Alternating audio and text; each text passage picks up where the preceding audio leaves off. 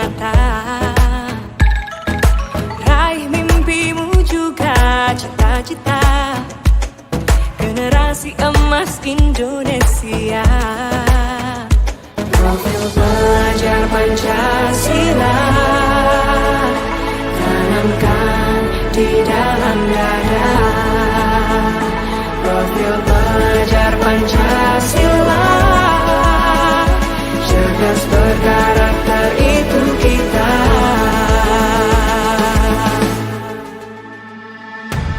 Beriman dan bertakwa pada Tuhan yang Maha Esa. Berakhlak mulia berkebinekaan global kita. Gotong royong berjiwa mandiri, berpikir kreatif dan bernalar kritis. Perbedaan bukan suatu halangan untuk kita saling bergandeng tangan. Bhinneka Tunggal Ika semboyan negeri kita yang harus kita jaga bersama. Profil pelajar Pancasila tanamkan di dalam dada. Profil pelajar Pancasila cerdas berkarakter itu kita.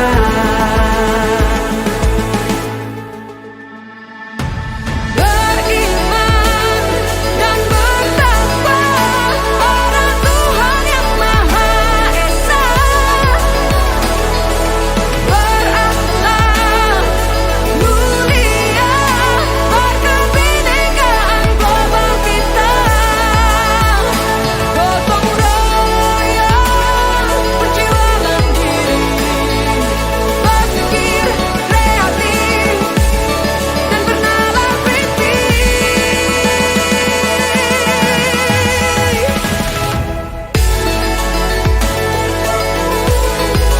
Profil pelajar Pancasila.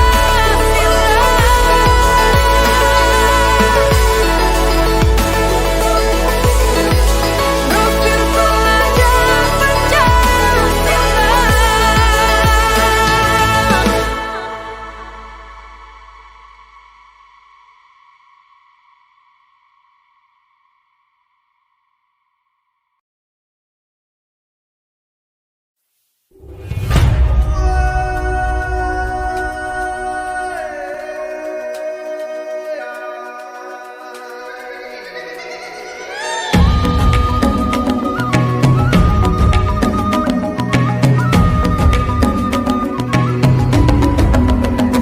Bangun dan bukalah matamu, saatnya meraih mimpimu.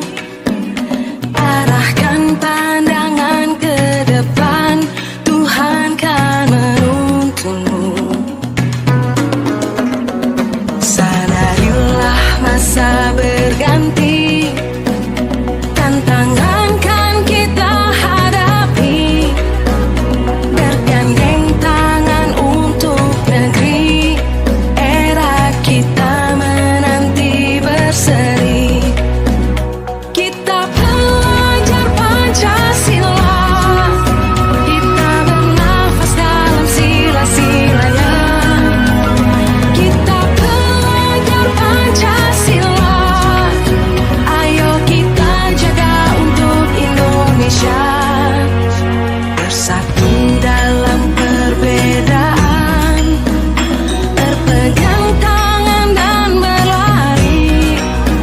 Singkirkan egomu, oh kawan, demi negeri ini. Jadilah generasi emas. Bismillahirrahmanirrahim. Assalamualaikum warahmatullahi wabarakatuh. Selamat pagi, salam sejahtera untuk kita semua. Alhamdulillahirrahmanirrahim. Assalatu wassalamu ala asrofil anbiya'i wal mursalin Sayyidina Muhammadin wa ala alihi wa sahbihi ajma'in. Amma ba'du. Alhamdulillahirabbil alamin.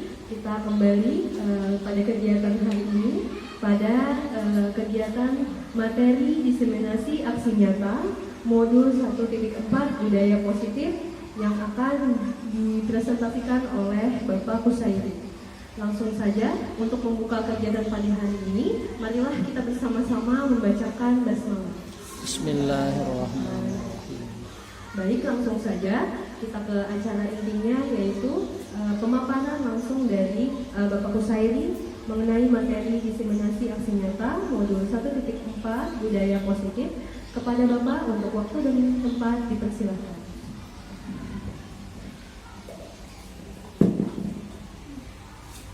Assalamualaikum warahmatullahi wabarakatuh. Bismillahirrahmanirrahim. Alhamdulillahirabbil alamin. Wassalatu wassalamu ala sayyidina Muhammadin wa ala alihi wa sahbihi ajma'in, amma ba'du. Alhamdulillah, puji syukur malah kita panjatkan kehadirat Allah Subhanahu wa taala karena pada pagi hari ini bersama-sama dapat berkumpul di ruangan yang sederhana ini dalam acara diseminasi yang dilaksanakan sebagai aksi nyata modul calon guru penggerak, yaitu tentang budaya positif. Salawat dan salam marilah kita sampaikan kepada junjungan kita Nabi besar Muhammad sallallahu alaihi wasallam beserta para sahabat, kerabat dan umat beliau hingga akhir zaman. Langsung saja saya ucapkan terima kasih kepada rekan-rekan semua yang memenuhi undangan pada hari ini dalam acara materi diseminasi aksi nyata modul 1.4. Ini adalah merupakan modul dari pendidikan guru penggerak yang saya ikuti selama kurang lebih 9 bulan. Ya, jadi ini sudah berjalan baru 2 bulan, jadi masih panjang perjalanan. Nah, hari ini adalah aksi nyata menyampaikan tentang apa yang saya pelajari di dalam guru penggerak, yaitu tentang budaya positif, ya. Jadi ini salah satu daripada materi yang diajarkan di dalam guru penggerak, yaitu materi modul 1.4 tentang budaya positif. Oke. Nah, yang akan kita bahas nanti di sini adalah tentang penerapan budaya positif. Yang pertama yaitu tentang perubahan paradigma belajar. Kedua, disiplin positif. Kemudian ketiga, motivasi perilaku manusia. Yang keempat, keyakinan kelas. Yang kelima, posisi kontrol guru. Yang keenam, segitiga restitusi. Nah, jadi 6 hal ini nanti yang akan saya paparkan dalam kesempatan ini. Jadi penerapan budaya positif. Kira-kira bukuhan Bian kalau berpikir tentang budaya positif itu apa? Budaya positif berarti budaya yang baik, karena positif. Ada 6 hal, ya. Pertama, perubahan paradigma belajar. Kedua, disiplin positif. Ketiga, motivasi perilaku manusia. Keempat, keyakinan kelas. Kelima, posisi kontrol guru. Keenam, segitiga restitusi. Nah, ini yang dipelajari, ya. Jadi mungkin ini adalah hal-hal yang baru di mata kita. Kita baru melihat istilah-istilah ini. Apa itu paradigma belajar? Apa itu disiplin positif? Apa itu motivasi perilaku manusia? Apa itu keyakinan kelas? Apa itu posisi kontrol guru?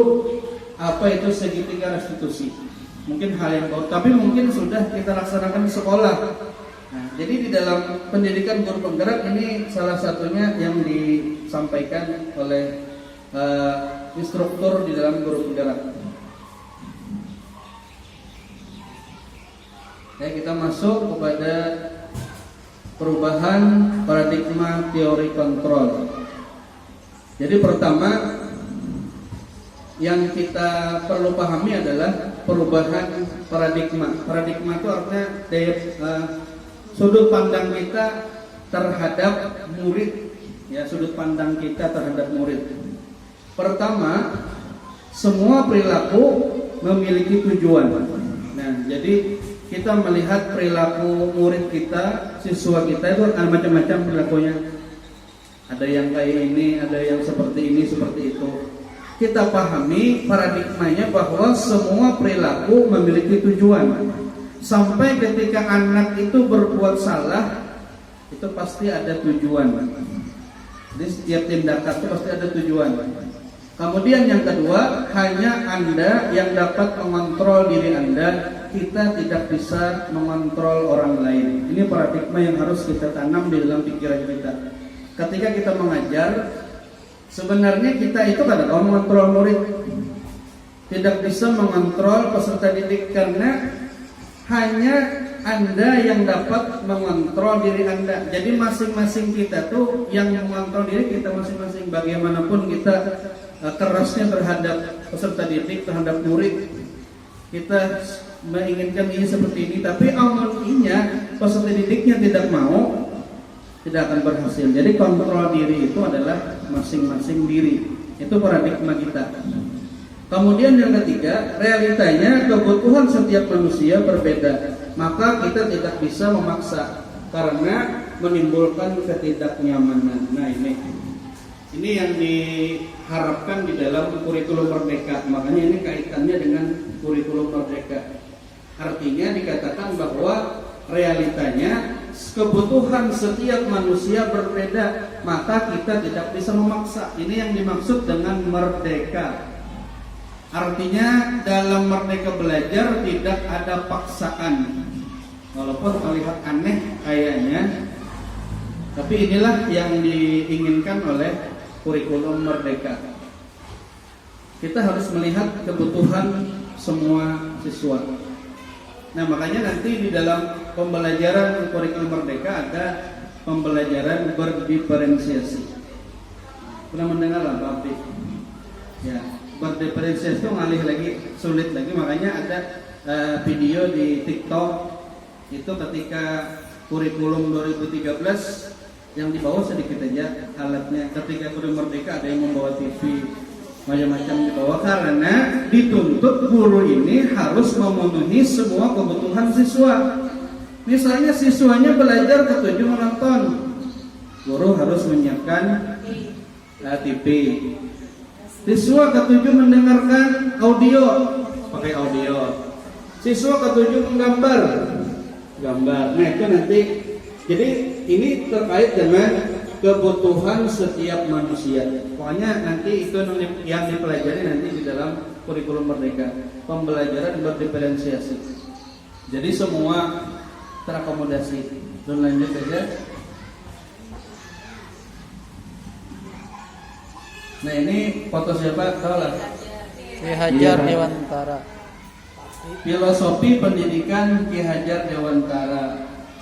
Nah, jadi yang dipelajari di dalam guru penggerak tentang kurikulum Merdeka itu kaitannya dengan pemikiran atau filosofi pendidikan Ki Hajar Dewantara.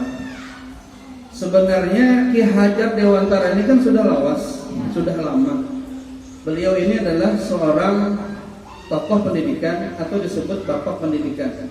Di dalam kurikulum Merdeka yang dipakai adalah pemikiran filosofi Ki Hajar Dewantara.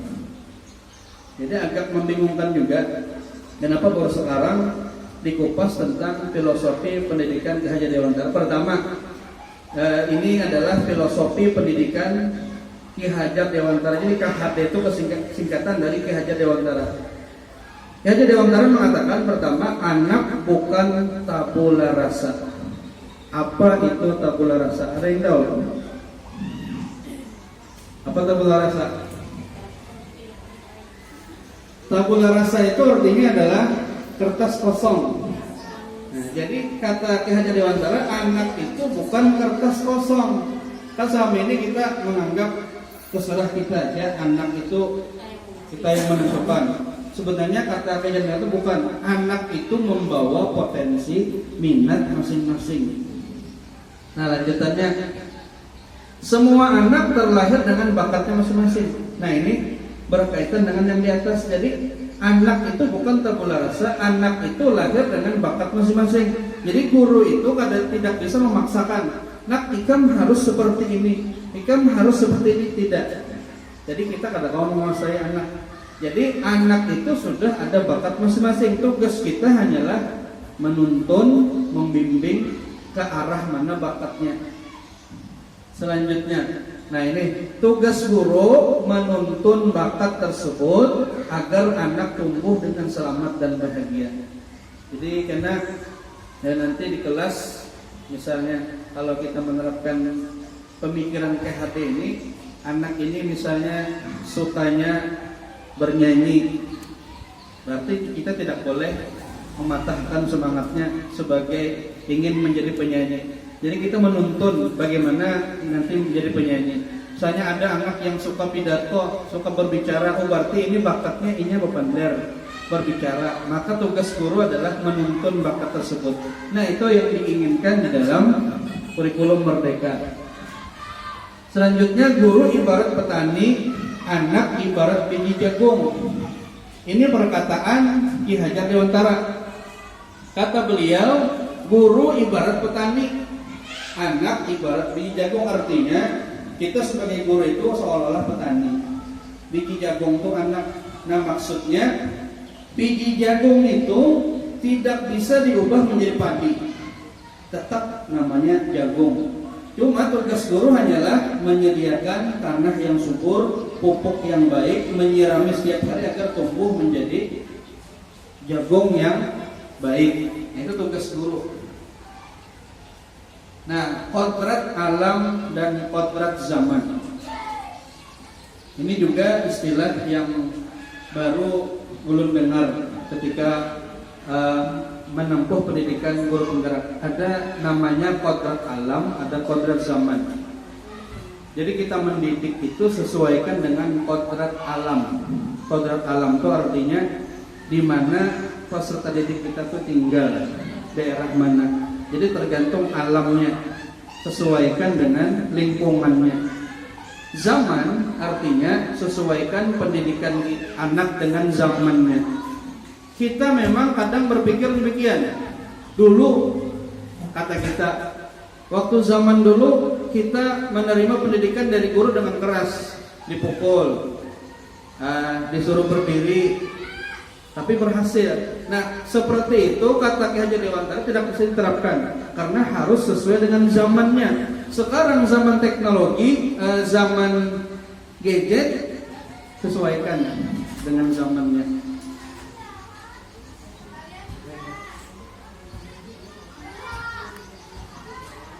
Selanjutnya berpihak pada murid.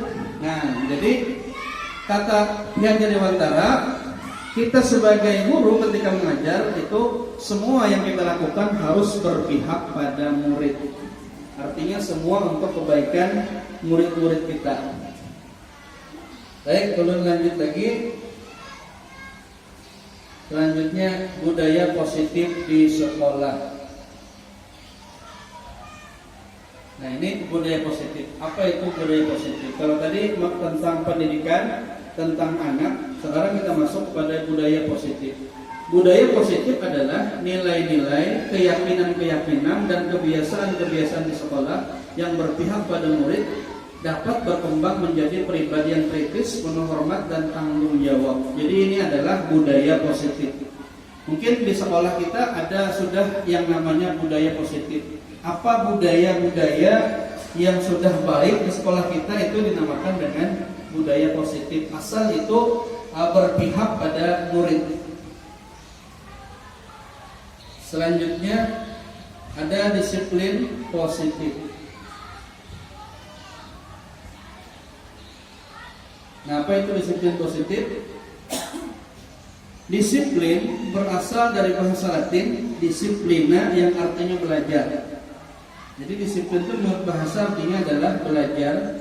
Kemudian kecenderungan umum menghubungkan kata disiplin dengan ketidaknyamanan. Ketika kita mendengar kata disiplin, anak harus disiplin, guru harus disiplin, maka ketika mendengar kata disiplin berarti kita mendengar ketidaknyamanan. Karena kalau disiplin itu kata nyaman.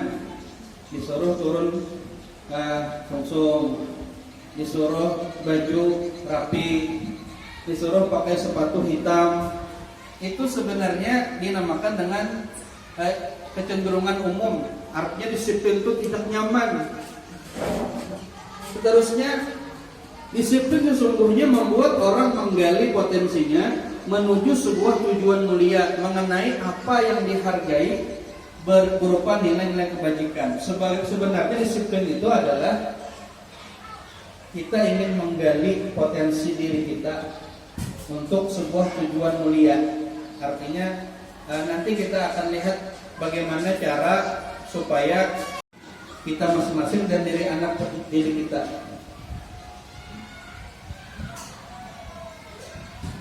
Nah, ini adalah seorang tokoh ya. Namanya adalah Glasser. Glasser ini seorang tokoh pendidikan dari barat. Mungkin mirip dengan Bang Mustafa. Nilai-nilai kebajikan yang diyakini seseorang akan membuat motivasi untuk mencapai tujuan yang diinginkan. Glasser mengatakan bahwa setiap perilaku manusia mempunyai tujuan atau motivasi. Itu dinamakan dengan teori kontrol. Jadi kita melihat setiap rekan kita, anak kita melakukan sesuatu, itu ada namanya teori kontrol. Dia mempunyai tujuan motivasi. Misal Bapak Seruni misalnya turun ke sekolah pagi sekali. Motivasinya apa? Supaya dipuji oleh kepala sekolah. Misal itu motivasinya. Ini contoh. Pak Mustafa misalnya turun ke sekolah pagi, motivasinya ingin menjadi seorang guru yang disiplin, guru yang baik. Kira-kira antara dua ini yang mana yang bagus motivasinya? Nah, yang bagus tentunya adalah Pak Mustafa. Nah, itu adalah teori kontrol, ya, tujuan motivasi. Contoh. Nah, ini ya, motivasi perilaku manusia. Ada motivasi eksternal yang dari luar. Pertama, untuk menghindari ketidaknyamanan atau hukuman. Ini contoh yang tadi. Jadi motivasi eksternal itu dari luar. Dia melakukan sesuatu itu karena ada dorongan dari luar. Dia ingin mendapat menghindari hukuman atau ingin mendapat pujian. Itu adalah contoh motivasi eksternal. Kedua, untuk mendapat imbalan dari orang lain. Nah, dia melakukan kebaikan, melakukan suatu hal, tujuannya karena eksternal, ingin mendapat imbalan dari orang lain. Nah, yang baik yang mana?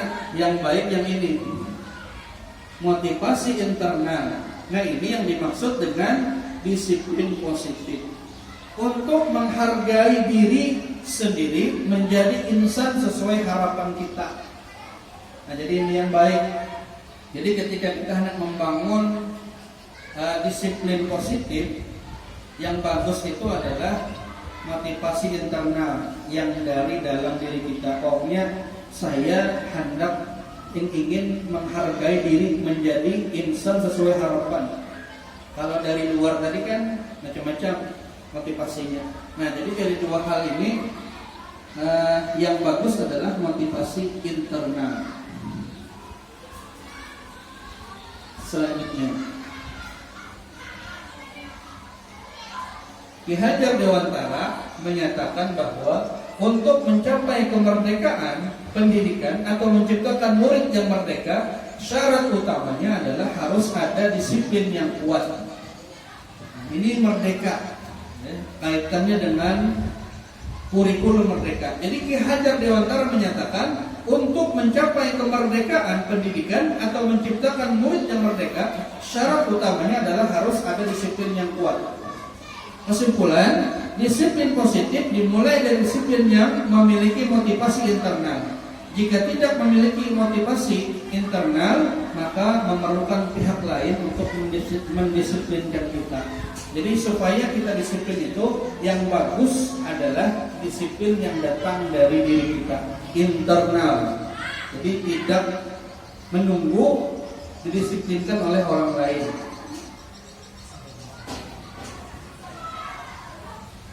Selanjutnya, bagaimana menciptakan disiplin positif agar muncul motivasi intrinsik siswa?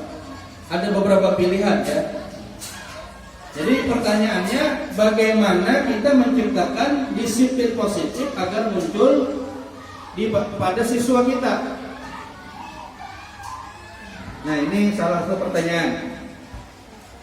Hukuman, kira-kira dengan hukuman bisa tidak kita mendisiplinkan murid kita? Kira-kira tidak bisa. Kalau penghargaan bisa ya? Atau ada cara lain? Kita lihat. Nah, kalau hukuman itu pertama menyakitkan, ya. Yang kedua, rasa sakit jangka lama. Murid itu kalau dihukum, dikasih hukuman, sekarang dia pasti ada menyimpan rasa sakit. Pastinya akan ingat kepada guru yang menghukum sampai sudah lulus. Itu dia guru yang dulu menghukum aku. Kemudian yang ketiga, akan muncul benci. Jadi dalam kurikulum Merdeka itu usahakan jangan ada lagi hukuman, karena nanti menimbulkan, menyakitkan, sakit jangka panjang, membenci, menyakiti diri sendiri, kemudian merasa tidak dihargai. Nah itu. Nah kemudian merasa bersalah. Itu kalau hukuman kita terapkan, maka akan muncul hal-hal ini. Kemudian kalau penghargaan, kita memberi penghargaan kepada murid, apa yang akan muncul? Pertama, ketergantungan. Siswa diberi, kalau dia pintar, kalau dia bisa menjawab, diberi penghargaan, diberi sesuatu. Ini akan muncul ketergantungan. Kalau tidak diberi penghargaan, dia tidak mau. Nah ini berarti penghargaan juga kurang baik. Kedua, merusak hubungan. Ketiga, mematikan kreativitas. Ini menurut pelajaran yang belum dapat di guru penggerak. Jadi hukuman dan penghargaan juga kurang tepat diberikan kepada siswa. Lalu apa yang dilakukan? Nah ini, jadi yang tepat adalah keyakinan kelas. Sebelum masuk ke keyakinan kelas, kira-kira apa yang Pian pahami dari melihat keyakinan kelas? Ini kaitannya dengan wali kelas tentunya. Keyakinan kelas. Kontrak belajar. Bisa kontrak belajar mungkin. Nah kita masuk aja ya. Nah, apa itu keyakinan kelas? Nah, keyakinan kelas adalah nilai-nilai kebajikan atau prinsip universal yang disepakati bersama. Menurut dosen, suatu keyakinan akan lebih memotivasi seseorang dari dalam. Seseorang akan lebih bersemangat untuk menjalankan keyakinan dari sekadar mengikuti serangkaian aturan. Kesepakatan kelas tidak hanya beraturan di dalam kelas yang harus ditaati murid dan memberi konsekuensi bagi yang melanggarnya. Dalam membuat kesepakatan kelas dibutuhkan keterlibatan antara guru dengan murid untuk saling menyepakati bagaimana kondisi kelas yang diinginkan. Jadi ini yang dimaksud ya. Jadi yang supaya membangun disiplin budaya positif kepada murid tidak dengan hukuman, tidak dengan penghargaan, tapi dengan keyakinan kelas. Apa itu keyakinan kelas? Sama dengan kesepakatan kelas. Nah, jadi karena misalnya sudah menerapkan kurikulum Merdeka, bisa diterapkan keyakinan kelas. Di dalam kelas kita menyepakati, ada kesepakatan. Nah, kita membuat kesepakatan kelas. Jadi kalimatnya bukan peraturan, bukan. Jadi kesepakatan apa yang disepakati. Nah, bagaimana selanjutnya? Mengapa tidak peraturan saja? Mengapa harus keyakinan kelas? Ini kan pertanyaannya. Kenapa harus keyakinan peraturan? Kenapa ada peraturan saja? Mengapa harus keyakinan kelas? mengapa kita harus menggunakan helm saat kita berkendara sepeda motor? Ini pertanyaan ya. Pertama dulu, kenapa tadi kita membuat keyakinan kelas ada peraturan aja? Kemudian kedua, ini contoh pertanyaan yang berkaitan di atas, mengapa kita harus menggunakan helm saat kita berkendara sepeda motor? Kira-kira kenapa?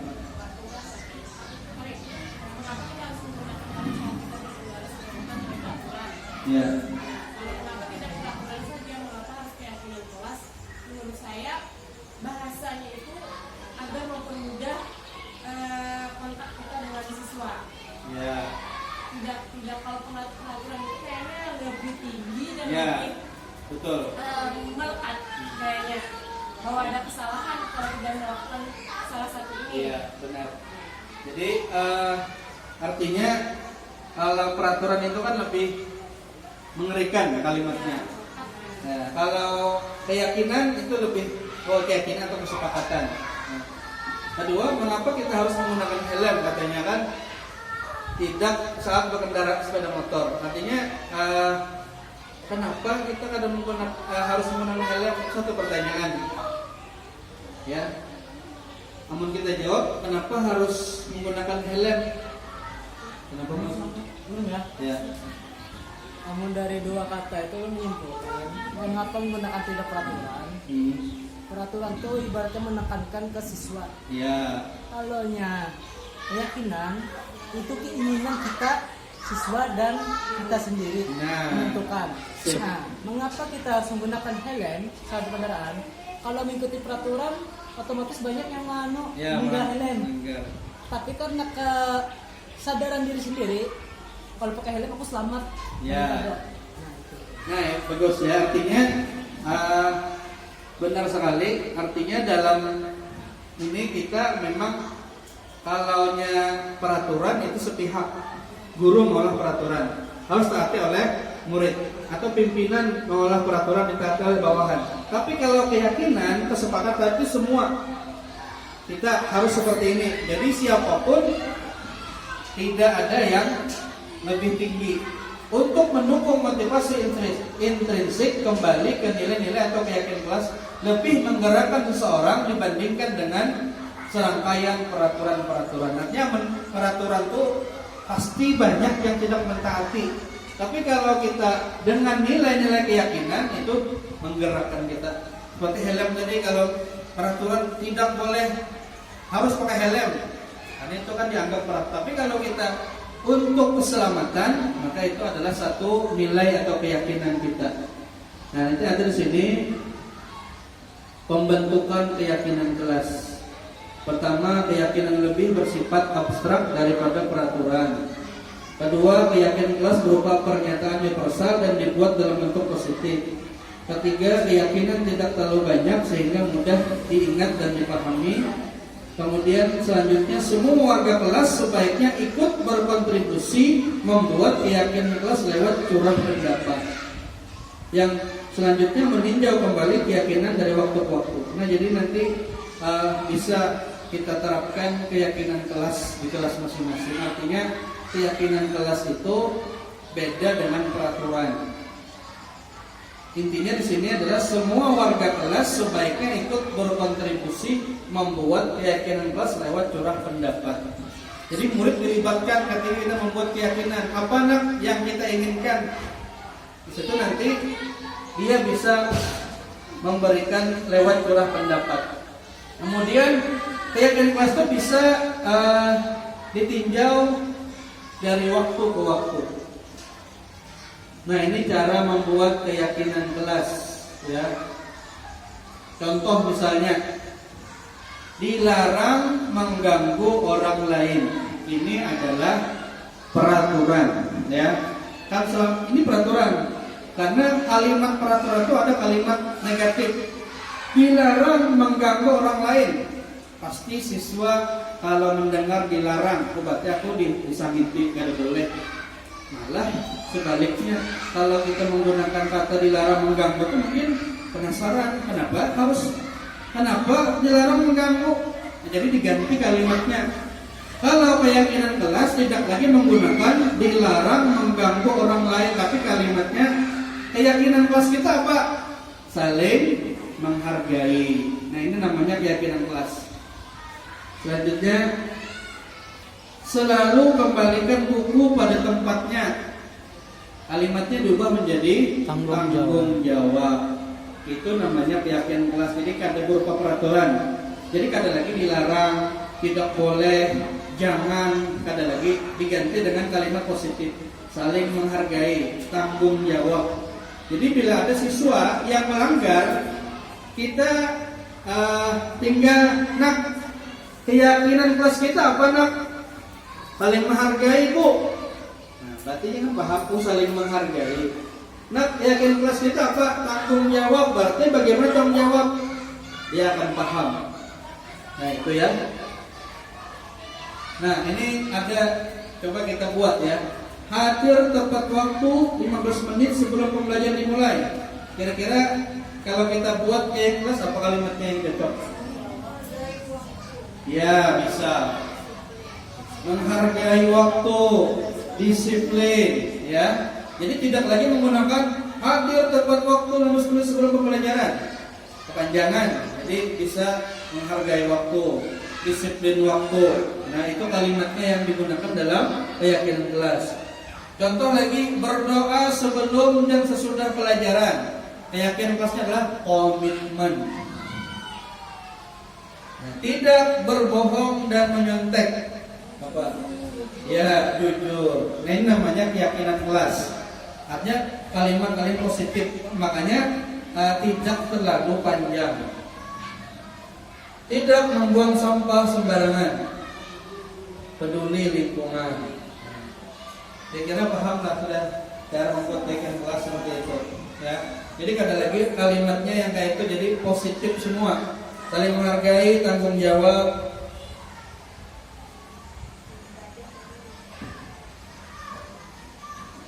Identitas kebutuhan manusia. Identitas kebutuhan manusia. Pertama, kebutuhan bertahan hidup. Ini secara singkat tadi jelaskan. Jadi identifikasi kebutuhan manusia. Jadi setiap manusia itu ada kebutuhan, ya. Pertama, kebutuhan bertahan hidup. Kedua, cinta dan kasih sayang. Ketiga, penguasaan. Keempat, kebebasan. Kelima, kesenangan. Nah, apa ini maksudnya? Artinya setiap tindakan manusia itu tidak lepas daripada 5 ini yang kita pahami. Kenapa dia berbuat seperti itu? Mungkin dia bertahan hidup. Mungkin dia hendak dicintai, hendak kasih sayang. Mungkin dia kebutuhan hendak berkuasa. Mungkin dia hendak bebas. Mungkin dia ingin mendapat kesenangan. Ini adalah kebutuhan manusia. Jadi setiap tindakan itu pasti ada apa yang diinginkan. Misalnya siswa kita siswa itu misalnya kelakuannya tidak baik, misalnya bisa jadi ini adalah kebutuhan cinta dan kasih sayang, karena di rumah kalau disayangi, karena ini butuh kasih sayang, ingin kasih sayang, jadi lagi sekolahan mencari perhatian guru. Nah, itu perlu kita obati. Ini perlu cinta dan kasih sayang. Seorang ya. Kalau bertahan hidup itu kan mungkin siswa, ini biasanya guru, ya. Ini misalnya guru itu jarang mengajar, Mengawah. meninggalkan kelas, misalnya, mesti ini kita datang. Amerika. Apa gerak motivasinya tuh? Mungkin dia kebutuhan karena bertahan hidup, sebab di sekolahan boleh cukup, bisa. Itu adalah kebutuhan bertahan hidup. Atau ada yang hendak supaya senang aja, banyak kesenangan. Atau hendak bebas, itulah identifikasi kebutuhan manusia. Selanjutnya 5 posisi kontrol guru. Nah, inilah, ini mungkin kita harus tahu posisi kita. Nah, ini mungkin karena kebutuhan kalian, lihat di mana posisi kalian. posisi guru itu ada 5. Enak biar lihat di mana posisi biar lah. Pertama, penghukum. Guru tuh kerja hukum ke murid. Ini posisi guru penghukum. Kedua, pembuat merasa bersalah. Jadi anak-anak tuh dimamai. Ini. Nah, ini merasa bersalah. Itu namanya guru pembuat merasa bersalah. Ada guru yang posisi sebagai teman, dia lawan murid, baik, akrab, berbicara, itu namanya teman. Ada posisi pemantau, dia memantau murid-muridnya. Ada posisinya manajer, jadi pilih aja yang mana hendak. Kita lihat penjelasannya. Pertama, penghukum. Nah, seorang penghukum bisa menggunakan hukuman fisik maupun verbal. Orang-orang yang menjalankan posisi penghukum senantiasa mengatakan bahwa sekolah memerlukan sistem atau alat yang dapat lebih menekan murid-murid lebih dalam lagi. Jadi guru penghukum ini, pokoknya sekolahan ini harus ada sistem supaya murid itu jerak, itu penghukum. Guru-guru yang menerapkan posisi penghukum adalah akan berkata, patuhi aturan saya, atau awas, atau kamu selalu saja salah, selalu pasti, selalu yang terakhir, selesai. Ini guru penghukum. Jadi kalimatnya patuhi aturan, awas jika lambat, awas jika salah. Ini penghukum. Nah, inilah siapa yang ada posisinya kayak ini. Kedua, pembuat merasa bersalah. Pada posisi ini biasanya guru akan bersuara lebih lembut. Pembuat merasa bersalah akan menggunakan keheningan yang membuat orang lain merasa tidak nyaman, bersalah atau rendah diri. Kata-kata yang keluar dengan lembut akan seperti, ibu sangat kecewa sekali dengan kamu. Berapa kali bapak harus memberitahu kamu ya? Gimana nih ini pembuat bersalah lebih lembut daripada penghukum. Kalau penghukum tadi langsung memamai. Nah, kalau pembuat bersalah lembut. Nah, ibu kecewa lawan ikam. Nah, ini pembuat merasa bersalah. Berapa kali sudah bapak memadahi? Nah, itu pembuat merasa bersalah. Oh, aku salah berarti. Nah, ini adalah pembuat merasa bersalah.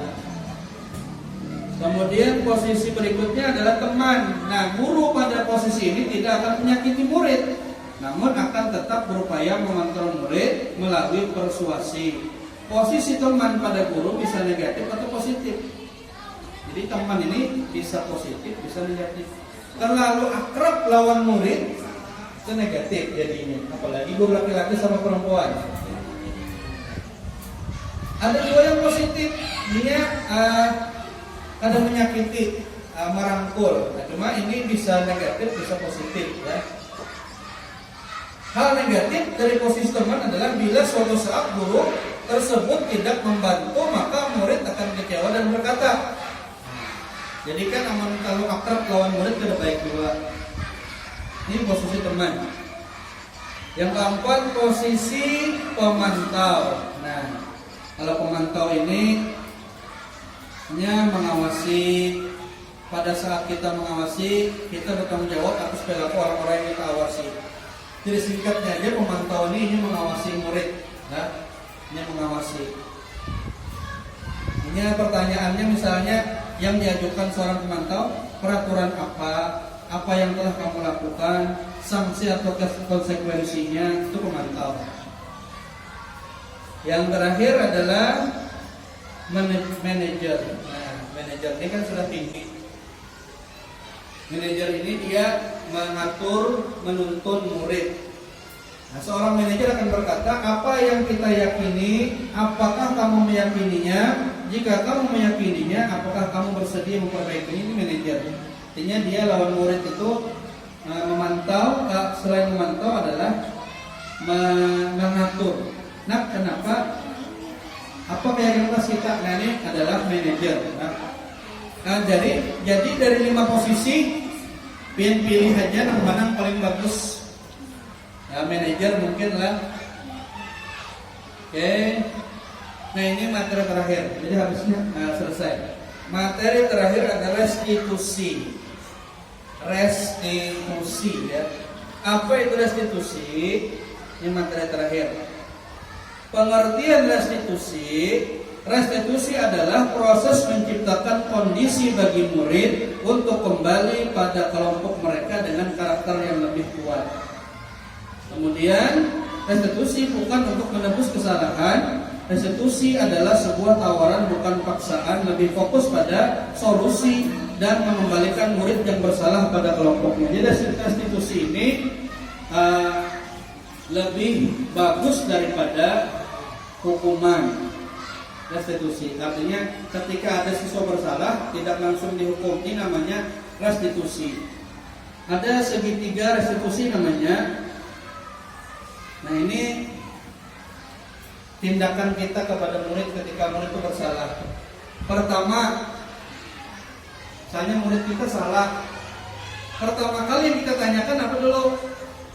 Kamu tentu punya alasan mengapa melakukan ini.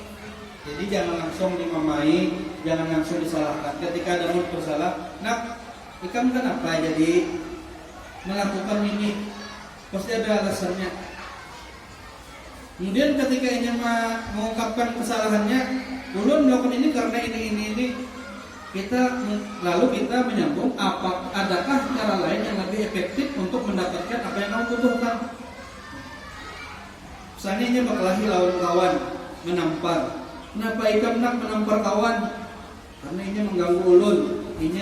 Pokoknya ini membalas.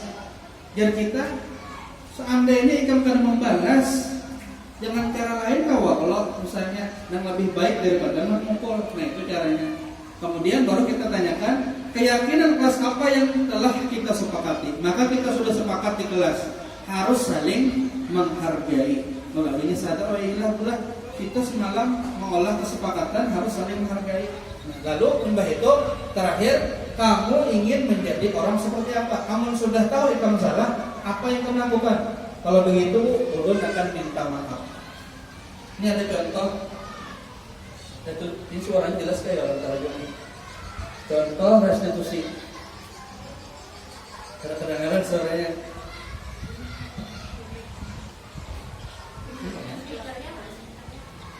Di pos ya.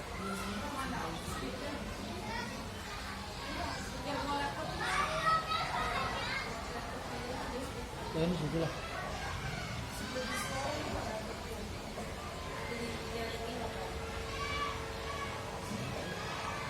Pos dulu. Ya, jangan lipat ya. Ini semalam juga sebagai aksi nyata juga lawan murid, artinya skenario-nya Elipa ini berbuat salah, jadi dipanggil, lalu seperti yang tadi segitiga restitusi tadi, ketika dipanggil, nak, tahulah ikam kenapa jadi bapak panggil ke sini? Jadi jawabannya, tahu jangan jadi dipanggil, ya, lalu hanya dijelaskan bahwa skenario segitiga restitusi. Jadi ada dua sama olah, ada dua. Nah, ini dua.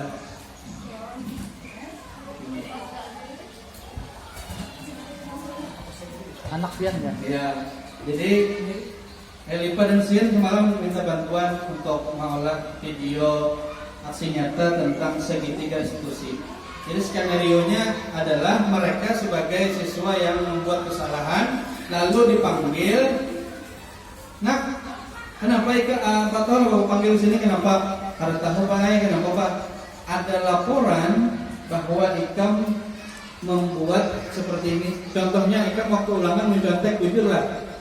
Ini Pak ulun mencontek ujian Sian. Kenapa sih ikam mencontek? Ulun Pak memang tadi kada belajar, ada membaca buku, jadi kada mau menjawab, jadi ulun mencontek. Lalu ditanyakan, mencontek itu perbuatan baik kada? Ulun menjawab kada baik, perbuatan salah. Nah, berarti kan salah. Contohlah keyakinan kelas kita yang kita buat semalam apa? Ingin ingat, yaitu harus jujur. Nah, lu ingat. Nah, berarti keyakinan kelas ikam sebagai jujur berarti Ikam berbuat salah. Lalu apa yang ingin Ikam perbaiki dari perbuatan salah? Baik Pak, nanti saya akan belajar, saya akan menjadi siswa yang lebih baik lagi. Maka guru menjawab, insya Allah nanti Bapak akan membantu kamu kalau kamu ingin benar-benar belajar. Itu adalah segitiga restitusi. Ini syuting aja Pak, menunjukkan kan mungkin kayak ini. Syuting aja. Nah itu adalah, jadi restitusi itu ketika kita buat keyakinan kelas, itu bukan hukuman yang diterapkan, tapi adalah konsekuensi. Konsekuensi itu beda dengan hukuman. Misalnya anak kita tuh kadang mengerjakan tugas, lalu Ikam kadang melihat tugas keluar dari kelas atau keliling lapangan, itu ngarannya hukuman kan konsekuensi. Hukuman namanya itu salah ya. Jadi konsekuensi itu misalnya Inya kadang menggawi tugas, konsekuensinya berarti Ikam harus mengerjakan tugas. Misalnya Inya merobek atau merusak punya orang lain, konsekuensinya Inya harus mengganti. Itu namanya konsekuensi. Misalnya Inya memukul kawan atau menyakiti kawan, konsekuensinya harus minta maaf. Kan kita selama ini hukumannya beda. Nah, ada rekan-rekan yang kadang menggawi tugas dihukum menulis 100 kali, dihukum keliling lapangan, itu ngarannya hukuman, itu kada sesuai. Jadi ngarannya adalah konsekuensi. Nah ini ya materi yang mau sampaikan pada hari ini. Mungkin banyak ya. Itulah yang dapat saya sampaikan. Mungkin terakhir gue minta satu orang yang bertanya. Silakan. Atau dua. Bu Hilal bagus pertanyaan. Oke, silakan. Saya mikrofon supaya jelas. Bismillahirrahmanirrahim. Assalamualaikum warahmatullahi wabarakatuh. Terima kasih atas kesempatan yang diberikan kepada saya. Yang ingin saya tanyakan tadi berkaitan dengan kalimat-kalimat singkat yang harusnya digunakan guru untuk siswa di kelas. Nah, kadang-kadang kan kita memang punya itu Pak, misalkan kita punya kesepakatan, ternyata kan itu hanya sekedar kesepakatan. Bagaimana kita menerapkan ke anak itu bahwa ini bukan hanya kesepakatan lah, tapi ini kita jalankan bersama. Kadang-kadang kan guru bisa juga lalai dari kesepakatan itu. Nah, jadi yang ingin saya tanyakan bagaimana kita bisa menerapkan itu sama-sama di dalam kelas. Terima kasih. Wassalamualaikum warahmatullahi wabarakatuh. Waalaikumsalam warahmatullahi wabarakatuh. Untuk kesepakatan kelas tadi, yang pertama adalah kesepakatan kelas itu sifatnya tidak ada yang lebih tinggi dan rendah, sama. Artinya bukan peraturan. Nah, kita membuat kesepakatan kelas. Nah, kesepakatan kelas itu dibuat secara bersama-sama. Kira-kira nak apa ya yang hendak kita sepakati dalam kelas ini? Jadi masing-masing berpendapat. Kita tulis dulu semuanya. Hanya kita pilih yang mana yang bagus. Nah, ini sudah kesepakatan kelas kita naklah. Misalnya disiplin, tanggung jawab, jujur. Nah, ini kesepakatan kelas yang telah kita bikin. Artinya pertama tanggung jawab, jujur, disiplin. Artinya kita semua di dalam kelas harus menjadi orang yang menjalankan apa yang telah kita sepakati. Misalnya ibu kalau tidak jujur berarti ibu juga mendapat konsekuensi. Ibu harus minta maaf kepada kalian. Kalau kalian tidak jujur berarti kalian minta maaf. Seperti itu mungkin cara penerapannya secara sederhana, kesepakatan kelas. Jadi ngarannya adalah kesepakatan kelas, bukan peraturan kelas. Itu saja mungkin yang dapat orang jawab. Mudah-mudahan mungkin terakhir dari laki-laki. Papdi. Ya, terima kasih atas kesempatan yang diberikan. Mungkin yang pertanyaan saya lebih ke contoh kasus saja. Di kelas saya itu ada yang murid sering terlambat. Kira-kira untuk cara restitusinya bagaimana itu Pak? Ya, terima kasih atas pertanyaannya. Nah, ini kalau teori yang belum pelajari, ya teori restitusi, segitiga restitusi. Misalnya siswa itu sering terlambat. Yang pertama, kalau kita ingin menerapkan eksekusi, kita sudah ada kesepakatan di kelas dulu. Artinya tadi misalnya harus datang tepat waktu, ganti menghargai waktu. Jadi sudah tahu berataan bahwa setiap kita harus menghargai waktu. Lalu ada yang terlambat, maka kita panggil. Nah, ya Pak, pertanyaannya seperti ini. Kita masuk sekolah jam berapa nak? Jadi anak tadi menjawab jam 7.45 atau jam 8 Pak masuk kelas. Ikam datang jam berapa nak? Belum jam 9 datang Pak. Kira-kira Ikam tuh terlambat atau kada? Jawabannya ini terlambat Pak, karena kan masuk jam 8, jam 9. Jadi Bapak ingin tanya misalnya, ini bahasa Indonesia, Bapak bahasa Banjarnya, Bapak anak bertakon ingin tanya, Ikam terlambat pasti ada alasan. Alasan Ikam terlambat apa? Nah, jadi kita takutnya alasannya dulu. Jadi yang menjawab alasannya ini misalnya macam-macam alasannya. Anggap misalnya luringnya landung atau bangun landung. Ulun bae bangun landung. Jadi ulun terlambat. Kamu tahulah sudah kesepakatan kelas kita. Dia tahu apa itu disiplin, menghargai waktu. Nah, konsekuensinya kalau Ikam terlambat berarti Ikam melanggar kesepakatan kelas. Lalu Bapak ingin tanya, bagaimana cara Ikam supaya jangan terlambat lagi? Jadi solusi itu dari Inya, bukan dari kita. Bagaimana nak? Bapak ingin tahu solusinya kayak apa Ikam supaya jangan terlambat lagi? Tanyanya kalau tahu menjawab, kita bantu. Jadi solusinya itu yang dicari. Jadi segitiga diskusi itu adalah tujuannya mencari solusi bersama. Jadi bukan menghukum badan. Jadi solusinya apa? Hadirnya bangun landung, Pak. Bangun landung berarti Ikam harus bangun pagi. Namun Ikam ada alasan lain, apa caranya supaya jangan seperti itu lagi? Yaitu alasan. Nah, jadi segitiga restitusi itu adalah bagaimana kita mencari solusi bersama. Jadi apapun kesalahan murid yang sering terjadi, carikan solusinya. Itu teorinya, yang mudah-mudahan dapat diterapkan di dalam pembelajaran kita di sekolah. Amin. Oke, demikian yang dapat ulun sampaikan pada kesempatan hari ini. Sekali lagi ulun ucapkan terima kasih banyak kawan-kawan yang membantu pada hari ini melaksanakan acara aksi nyata tentang budaya positif. Mudah-mudahan kawan-kawan juga tergerak nanti untuk amin. Amin. Amin ya rabbal alamin. Ya, akhiri dengan ucapan Assalamualaikum warahmatullahi wabarakatuh. Waalaikumsalam warahmatullahi wabarakatuh.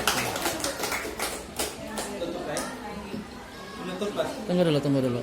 Emas nih. Ya. Silakan. Terima kasih kepada Bapak yang telah memberikan materi mengenai budaya positif. Semoga kita semua bisa mengamalkannya dan menerapkannya di kelas. Amin.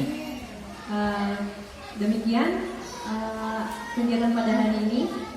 Saya selaku pembawa acara meminta maaf bila ada salah kata dan perbuatan. Wassalamualaikum warahmatullahi wabarakatuh. Waalaikumsalam warahmatullahi wabarakatuh.